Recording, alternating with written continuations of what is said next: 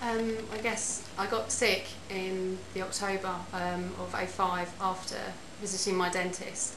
I was supposed to have some routine fillings, and as soon as I started having the work done, I started getting ill, and it started off with things like stomach problems, and I was told that I had gastric flu, and I was getting tired, and I carried on getting these flu symptoms because of that. But I carried on going back to the dentist and having the work carried on being done, and eventually I had 7 fillings in total. And at that point, after having the 7 fillings, I was getting iller, now having problems with acid and chest pains and sleeping problems and excessive saliva, and they carried on telling me that these symptoms were to do with a flu virus that was continuing. So I did nothing of it for a while. I just carried on going as I was going, but then my health got even worse, and in November I was struggling with chest pains, so I visited my hospital and was told that I had indigestion basically, and I was given Gaviscon and things, but my health decreased and I got worse and worse, and in December they discovered there was something wrong with my heart, that valve wasn't working correctly, and I was admitted into hospital and tests were done to try to find out what was wrong with me, and they told me I had myocarditis, which is an inflammation relying on my heart, and they told me the cause of this was a virus, and that all the other symptoms I'd been incurring, tiredness, lack of sleep and saliva, etc., was nothing to do with that. It was separate, completely unrelated. So I trusted them and thought that was what was wrong with me, so I stayed in hospital for 3 weeks and given the treatment they gave me, but when I left I felt no improvement, and I knew something wasn't right, and on a random visit to the A&E with more seizure type fits I was having and more chest pain, the doctor basically said to me that a virus couldn't be proved and that maybe that wasn't what was wrong with me. So I started to think there's something wrong here and I've missed something. So I went back over the last few months and started to map out what I had done differently in my life, what could possibly make me ill, because I believed that something was poisoning me. And that was when I realised that I first became sick after a visit to the dentist. Literally, I think it was the second visit after having a filling, and was when I got sick even while I was having treatment. And that's when I started to look into mercury poisoning, and I discovered on the internet that all the symptoms I'd been complaining of were all symptoms to do with mercury poisoning. And I found out that myocarditis actual cause is mercury poisoning, other than virus, and they'd already outlawed bacteria. So I knew this had to be what was wrong with me. So I went to my doctors. They wouldn't help me, so I started to have a test done at the biolab in London to prove whether I had mercury poisoning, and my sister tracked down Dr. Hesham, and he thankfully helped me and saved my life basically, and removed the mercury. And since then my energy levels soared, I started to sleep again.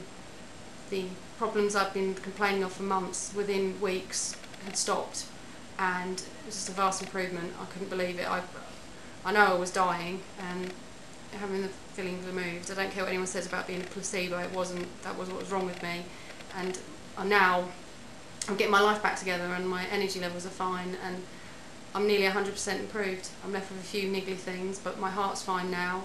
The only thing I'm really aware of is asthma, which I didn't have before.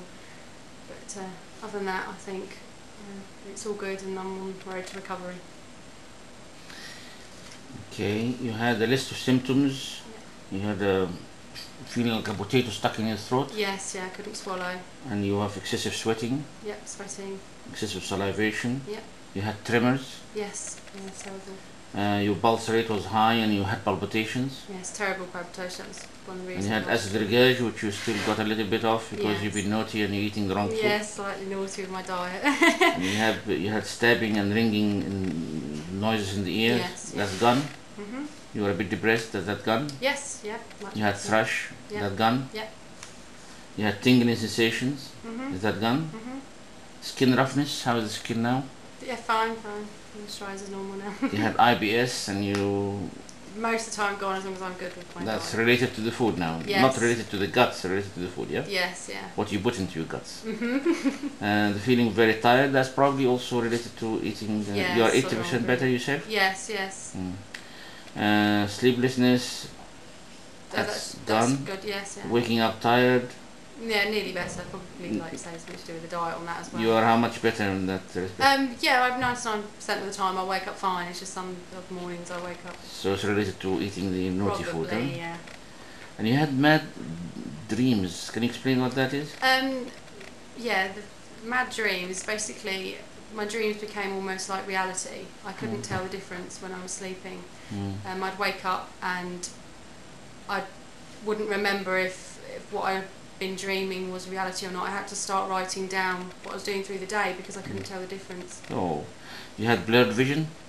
Yes, yeah. How is that now? My vision's much improved. I have visited an optician and my left eye is slightly damaged, but my vision now is back to normal. I can read again, whereas before I couldn't read.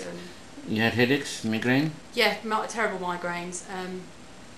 It was awful sometimes. Felt like someone wrapped a belt around my head. How are they now? But, I have very few headaches now. So I have the occasional one, but could once again be related to cheating on my diet. But, but and you were moody and you were crying? Yep, most cried of at the everything. Yeah. Absolutely everything. But now I'm quite happy. And you had your amalgam removed when? January the 5th, I think it was. January the 5th? Yes. Of 06. 2006? Yeah. And we are March 07. 07. So we are just over a year. Yep.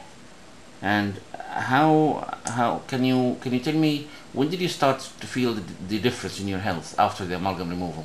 Well, how many weeks or months? Literally a matter of weeks before I started to feel some improvement. And I think probably 3 weeks. Because the first 2 weeks, I must admit, I felt little improvement. But after the 3rd week, I started to feel slightly more energetic. And then as each week went by, I felt slight improvements. And they weren't always milestones. Sometimes I wasn't aware that things had gone away until I looked back and thought, I can't remember feeling that way. And it wasn't that I was even aware I hadn't had these things. It's just when I look back, I realised they'd stopped. But I think 6 months after, I felt that a lot of the things that frightened me were ending. But it's been slow. It has been slow. Not everything happened at once. I had to be patient and just bide my time and let things go. But it's got lots better because it's only been a year. I think I've made fantastic recovery. I was warned it'd take over a year, and I'm very pleased to know that I'm almost fighting fit. So it's good. Now there is something very interesting about you in particular, your case in particular. You didn't take much detox. No.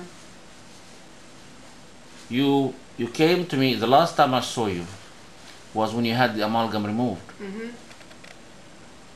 And you disappeared from me. Yes. Until now, over a year. Yeah. We made several appointments that for one reason or another something happened. Didn't make, yeah. So you actually did not take any detox, did you? No. None whatsoever. No. So all you had was just the amalgam removed. Yes. And no detox whatsoever. No supplements. Only the diet. Nothing. And that was it. Only the. Only followed the diet I was told to cut out. You mean the no list, yeah? Yes, yeah, the no list. I followed that. The no list meaning that cut out the things that are high in mercury, yeah? Yeah. And that's all. And you're fine now. Yeah. Are you sure you're not imagining it? Because a lot of people say you're imagining it. Yeah, so they would say it was a placebo effect, that because I was told I'd get better, I would.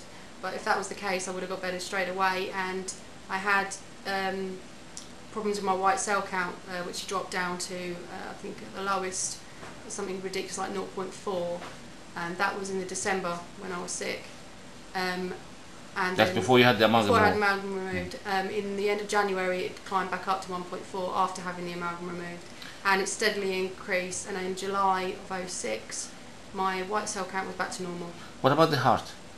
The heart was at its worst in the December, when the valve wasn't working correctly, and it was causing me to basically faint and have sort of seizures and things and palpitations. You had seizures? Yes, yeah, which they couldn't prove to be epileptic, but they didn't know what was causing them.